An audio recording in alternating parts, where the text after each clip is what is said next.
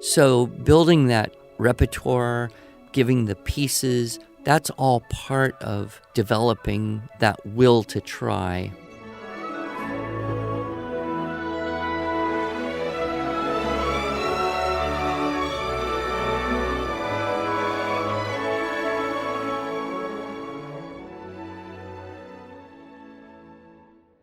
Hello, and welcome to the Arts of Language podcast with Andrew Pudewa, founder of the Institute for Excellence in Writing, or as many like to say, IEW.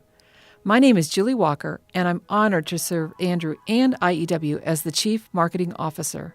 Our goal is to equip teachers and teaching parents with methods and materials which will aid them in training their students to become confident and competent communicators and thinkers.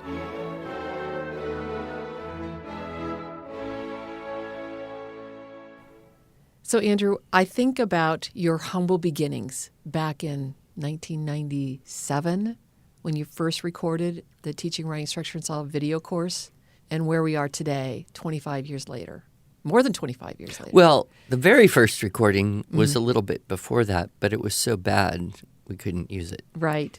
So we started actually selling one in 97, and yeah, it was one of those basement room businesses with just the royal we, me, myself, and I, and I was teaching music at the time and trying to figure out, could I make this work as a business? And of course, I never, ever imagined where we would be today. Well, and that's kind of where I'm going with my introductory comments is who could have imagined? I'm looking at your article in your book, However Imperfectly, and the article is called In Retrospect, Heroes of Providence.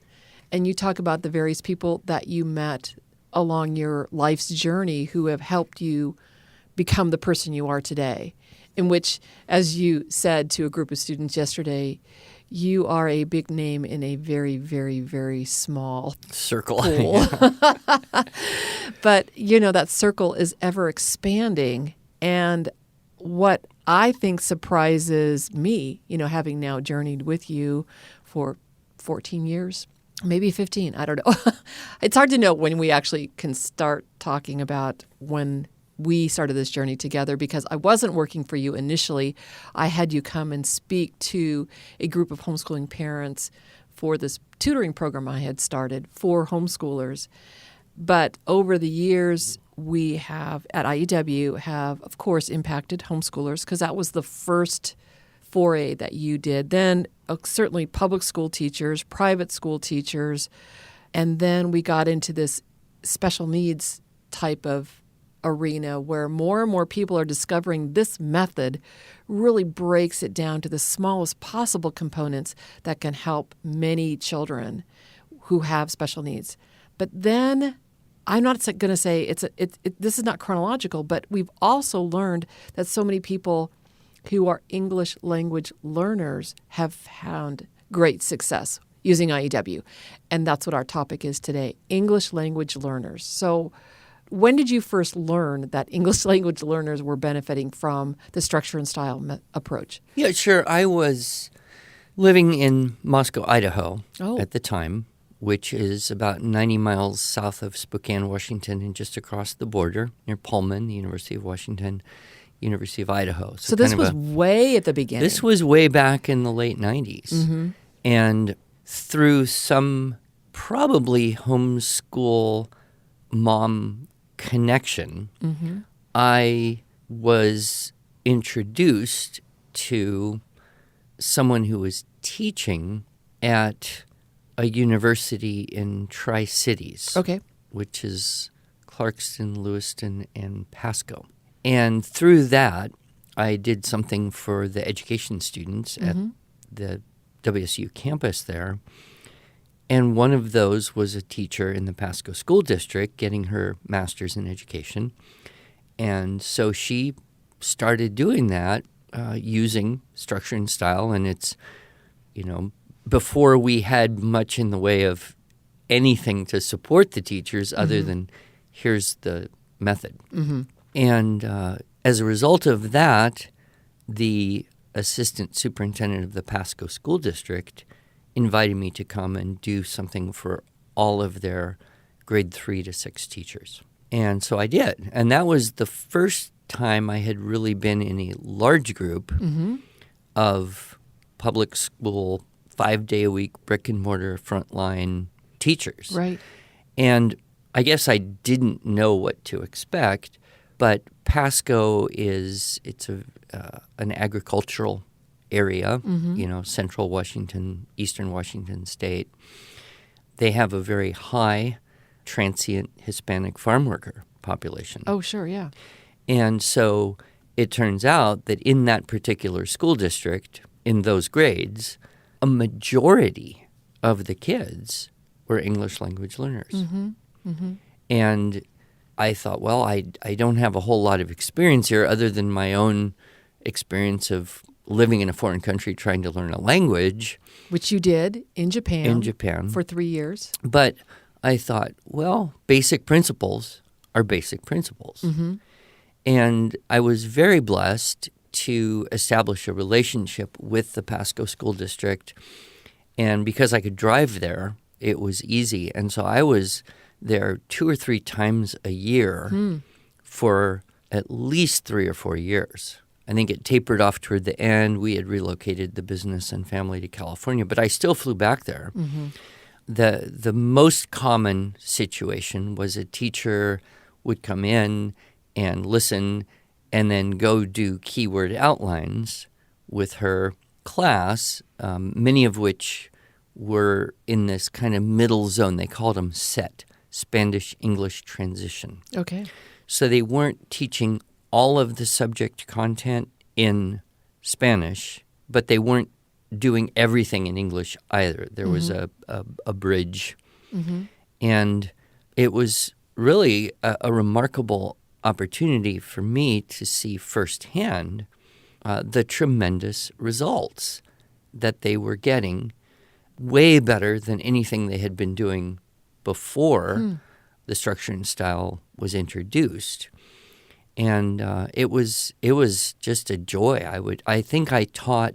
I went back enough times to have taught every single teacher the basic TWSS, and this was in the upper elementary, right? So grade 3 to 6 was our sweet spot there. Every single teacher, several times, I went to every single of the, if my memory is correct, 7 or 9 elementary schools. Wow. And I did demonstration classes at almost every grade level 3 to 6 in every one of those schools. So I was deep into it. And a lot of what I learned by being there helped me later in teaching other scenarios where there was a lot of English as a second or foreign language going on. Well, and what I think is fascinating is this was not branded as an English language learner curriculum. This was just the same structure and style, the teaching, writing, structure and style course that we sell today, that we don't say this is for any particular group. And, Dr. Webster said something to me many years ago. He said, the problem is with the structure and style, it works really well in any situation. But if you say, oh, it's great for special needs, then everybody else thinks, well, it's not for us. If you say it's really good for gifted, talented, kids, then everybody else says, well, it's not for us.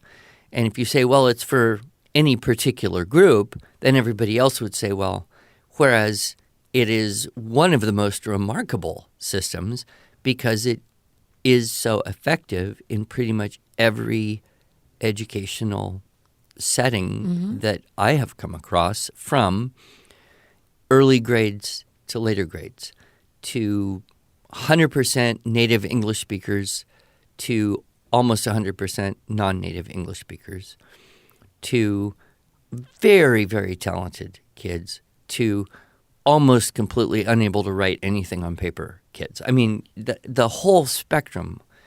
And so we have, and we've talked about this before, tried to not get pigeonholed in that way and get labeled or label ourselves.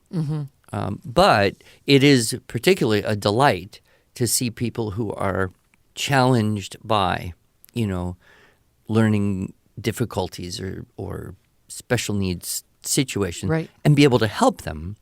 And of course, the second language, whether it's in the elementary school like Pasco or our good friend who teaches at the college, Right. at Tulsa Community College, Right. And saw tremendous results with adults Right. trying to meet their ESL requirements for progress in the educational system. Right. Right. And we also, I'm just thinking about our 2021 Homeschool Magalog, our magazine catalog for the homeschooling communities. Our feature article is Aria, who is not herself English language is not her first language. And so she's now homeschooling her children. She wants to be sure that she's giving them the best, but yet she sees in herself that she's not able to communicate maybe sophisticated, reliably correct or sophisticated English, right? Yeah. And so she talks about how IEW was the best thing that happened to her and to her children. And we've had many messages like that, or Right. conversations over the years of, moms in particular who feel like if English isn't my first language, how can I teach that Right. to my children if I'm homeschooling? And yeah, there are definitely difficulties, but the ones who try it almost always come back and say, this has helped me personally Yep. so much in my understanding of Yep. writing in English, confidence, vocabulary, all of those things that are important for kids are important for anyone. Right. So what is it about our system that makes it particularly useful for English language learners? Well, I would say it starts with the tight modeling, right? And those listeners who are familiar with our Unit 1 realize that when you read something and then you choose 3 key words from a sentence and you copy those keywords from the sentence, and then you do the next one, and the next one, and the next one until you have a keyword outline, you now have really the most important pieces that you would need to put that idea back together again. So, again, it's kind of like you make the analogies of ingredients or Legos, and you say, if you have good Lego pieces, you can build a better Lego thing. This is why 9-year-old boys will spend 20 minutes looking for the perfect piece Right. for the thing they're trying to do. You sound like you're speaking from a grandpa experience. I have recently observed a tremendous concentration power of a 9-year-old when it comes to sorting Lego pieces. Yes. And somehow that tremendous concentration power does not always shift over into some of the more academic areas that his homeschooling mother would like to see. But there is that equipping with the pieces. And I think, that's where we start, and then we continue in that way. And so then you've got, okay, I got the 3 most important words in this sentence. I don't have to remember them. I don't have to think of them. But guess what? I can immediately use them in reconstructing a sentence. So it's this halfway step between either just reading something or reciting a memorized bit of language, which has tremendous value for second language learners. We can talk about that. But it's this halfway step between having it all and not having to put anything together, and having nothing and having to find all the pieces and put them together. We're laying out the most important pieces, and that is allowing for kind of an instant success in a way, Yes. and a feeling of success and confidence. And so that's just Unit 1. That's just copy the keywords and retell the sentence. And retell the sentence verbally. We're not even asking them to construct sentences on paper until Unit 2. Right. But you move into Unit 2, and now, okay, you write what you heard yourself say to yourself. Right. But what you heard yourself say to yourself is closer to something that is grammatically correct, I suppose, in English, because it came from something, correct? Right. And so it's just this very tight modeling. And then Right. as you move through the units, as you introduce the stylistic techniques, as you provide vocabulary lists, it's not quite as tight in terms of the modeling, but we never leave the student without pieces to work with. Yep. At least not for a very, very long time. It's an acrobat on a tightrope by the time they get to Unit 7, which is the blank page, but there's a safety net underneath. Yeah. And there's still that keyword outline, so you have that. And the telling it back, especially for English language learners, that telling it back from the keyword outline for a teacher to hear those sentences to make sure they are correct. Well, and we have done so much with our kind of little tagline, the 4 arts of language: listen, speak, read, write, Yep. and then the extension, Right. think. And so there's an integration that happens there between the listening, the speaking, the reading, and the writing. And I don't see anything that does that as effectively as using outlines to improve reading comprehension, using outlines to create verbal fluency, using outlines to then move into written competency, and then using outlines in increasingly sophisticated ways. But you're never without, that safety net. You're never without a way to do it and be successful. Yep. And so teachers love it. I remember, Andrew, when I first started working for you, probably the first or second year, you had suggested we go to a TESOL conference in New York We did City. in New York City. We were ambitious back then. Yes. Well, I think we're still ambitious, or at least I always am. But I remember sitting in that huge exhibit hall with all these hundreds of TESOL instructors, teachers of English as a second language, and just looking around at all of them and knowing that what we have would be effective, but we just couldn't compete with the $1 million booths that were there to, show all the bells and whistles and the full color curriculum that maybe could be helpful, but ultimately it wasn't comprehensive like this listening, speaking, reading, writing that we do with IEW. I'm working on a presentation right now for an administrators conference, Nice. a schools administrators conference I'm going to speak at in a couple of weeks. And the kind of theme that this conference is built around is the standards that this network of schools is seeking to align with. And so I'm doing something on qualitative assessment in language arts. Right. And I think there is a problem in that everyone wants a quantitative assessment. They want immediately to be able to do something and have a score and then judge effectiveness or progress according to the scores. And so I remember being at the TESOL conference in New York thinking this is all really about that. Right. Yeah. Which is the same thing I experienced when I went to the Correctional Education Association, which was for people teaching in correctional institutions. Right. And it was all about proving the scores. And yet the stories we get, the testimonials we get, the responsive teachers who get the great results are very qualitative. Right. And they're telling a story. Right. They're giving examples.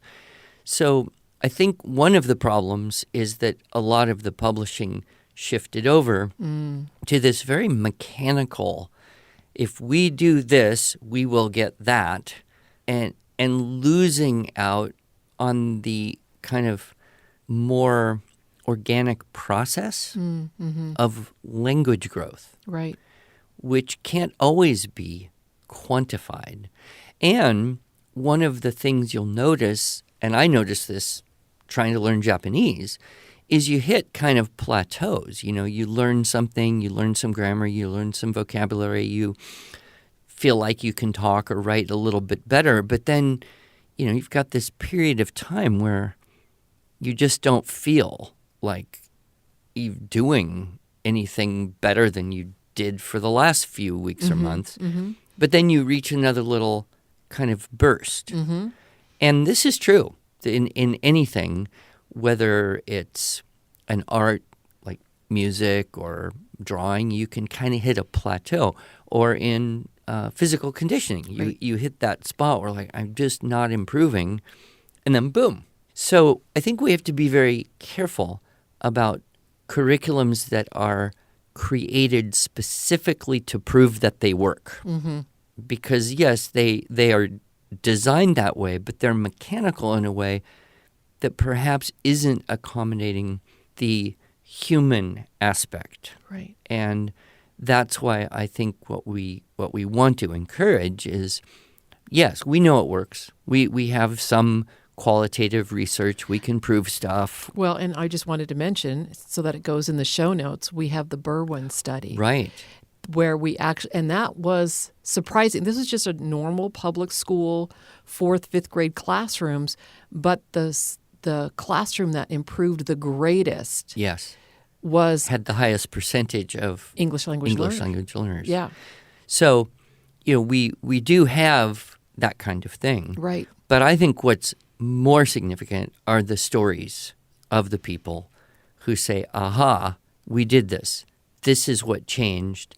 And the most valuable part of what changed is attitude, confidence. To speak a foreign language, to write a foreign language, takes a little bit of courage. Yes, it does. Right? Because what's the joke about English, how many languages you speak? If you speak... Oh, yes. If you speak 2 languages, you are bilingual. If you speak more than 2 languages, you're... Well, trilingual, multilingual. And if you speak only 1 language, you're... American, yeah. Because we don't have the advantage necessarily of living in close proximity or having in the family or being in an area where countries are all smushed together, nor do we have the need the way a lot of people in other countries do for other languages. But even if you do, it takes courage to be willing to try and say or write something knowing that it could be wrong. Right. So building that repertoire, that confidence, having the scaffolding, giving the pieces, that's all part of developing, that will to try. And of course, I have met, some people who say my English is very bad. Only if they hadn't said it, you wouldn't know they were a native speaker. Oh, interesting. People who've lived here for a long time. But they still have that idea that my English is not as good as it would have been if I had started when I was a lot younger. Right, right. So what strategies would you give to the teacher who's listening today who's saying, I never even considered bringing this into my English language learning environment? Well, the first thing is I would strongly encourage memorized language, preferably poetry that is enjoyable for children. Anything, really, as long as it is correct, will help to build that database of vocabulary and syntax. And I like to tell the story. One of the teachers I met in Pasco, I remember this very well because I was teaching in her grade 5 classroom. And these were 100% Hispanic kids, English second language. It was a set class. And I had done a keyword outline. And I said, okay, now I'm going to give you some homework. And when I said the word homework, the whole class of 20-something little kids, as cute as could be, they all just started reciting, homework, oh homework, I hate you, you stink. I wish I could wash you right down the sink. Oh homework, you're giving me fits. If I had a bomb, I would blow you to bits. I'm like, what? Well, it turns out that's a poem by Jack Prelutsky, which I was not familiar with at the time. And this teacher had her children not just memorize the poem, but recite it regularly enough in unison that they could just do it. So every time she mentioned the word homework, she might have been surprised herself that all the kids just started reciting. I don't know spontaneously. exactly, but what I do remember is my conversation with her. And I said, how did you know the value of doing that? Because I meet so few people that are aware that that's a good investment of time in your very packed school day. Yep. And she said, well, I'm from Puerto Rico. English is my second language, which I never would have guessed. But she said, when I came here to go to school, I memorized English poetry to build my vocabulary. Oh, wow. So Interesting. she kind of figured this out. Right. And I was just so impressed. And so, she had been having her English language learner kids memorize poetry. And I think a very fruitful discussion could come of that if you had the right kind of ESL, ELL teachers together, because they would be open to the idea more so than, say, a lot of others. But, that would be the first bit of advice. The second one is follow all the rules for everybody. Source texts at or preferably below the reading level. It's okay to use a way low reading level source text with older kids. It doesn't hurt them in any way, but it kind of ensures success. Second rule, always talk back the keyword outlines. Don't skip that step Right. and jump right into, okay, now write sentences. No, Right. talk it through. Talk it through many, many times. Third rule, give as much help as is needed, even to the point of dictating what to write down, adding to, the word lists. We have our LY adverb list, and we build some banned words list off some of the weak, lame, lousy verbs or quality adjectives, and we get that going. But you can also have, commonly misspelled words or fun-to-use words, and make the classroom environment, whatever that is, as packed with language on the walls as can be done. And then it's just ever present. It's like a living resource. It's always there. And the kids are more willing to try and write a word that they see on the wall because they don't have to figure out or remember how to spell it, or maybe they never knew and couldn't figure it out. And so they see that word, and that word hops off the wall through their eyes into their brain and out into their paper. And in the process of doing that, what happens? They learn the word. It grows the vocabulary. Right. It adds to their repertoire. And another thing that's probably would be a very good thing to do, although I don't know if it is done much, is just cross-translation. Oh. Right? I mean, if you're learning Latin or French in a more classical way, you're going to spend time translating English into Latin or French or some other language, and then you're going to spend time translating the Latin or the French or some other language into English. And going back and forth like that is Right. the best way to work out the bugs and really, really understand it. And so that could very easily be done with keyword outlines. Right. And I would even mention, I've taught whole school faculties, which includes music teachers, math teachers, Spanish teachers, people who wouldn't normally sign up for a how to teach English composition. Right. And we Right. really encourage schools when they do a professional development day to bring all their teachers. And I have heard people say, wow, I never thought this is going to help me teach word problems in math. Nice. But the most common one is, I think I could use keyword outlines to help my English-speaking students learn Spanish Oh, interesting. Yep. and compose in Spanish. Nice.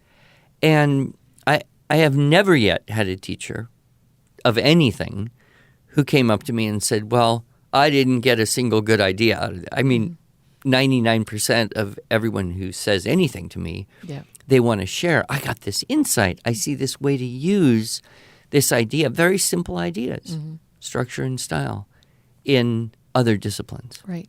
Well, Andrew, I'm sure this was super helpful. I know we could probably spend a lot more time talking about this, but I think you gave our teachers lots of great places to start. And of course, if you have any other questions, listeners, you know how to find us, IEW.com, or just call our customer service line and we'll point you in the right direction to help you. Yeah, and if there's anyone out there who's very active in the TESOL, ELL, ESL community that has suggestions on how we could better serve them, we would be more than happy to receive those suggestions. Oh, yes, absolutely. Absolutely. Thank you, Andrew.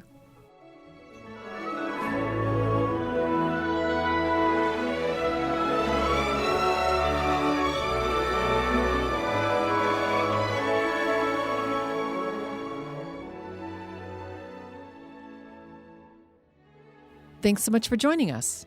If you enjoyed this episode and want to hear more, please subscribe to our podcast in iTunes, Google Podcasts, Stitcher, or Spotify, or just visit us each week at IEW.com/podcasts. Here you can also find show notes and relevant links from today's broadcast. One last thing, would you mind going to iTunes to rate and review our podcast? This really helps other smart, caring listeners like you find us. Thanks so much.